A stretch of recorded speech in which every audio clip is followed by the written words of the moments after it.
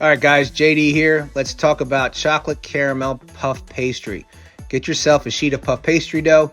Using a pizza cutter, cut it into 9 equal squares. Now you're going to grab one of your squares, place your salted caramel in the middle, and just grab an egg wash. Make sure you cover all the edges. Don't miss anything. You don't want the chocolate to melt out as it bakes. Take another piece, put it on top, line your edges up evenly. Now get yourself a fork, start to press down your edges. Make sure everywhere's closed. Again, you don't want the chocolate to melt out as it bakes. Put on a lined sheet tray, grab your egg wash again, and just lightly brush the top, cover everything. Put in your oven at 400 degrees for about 25 minutes.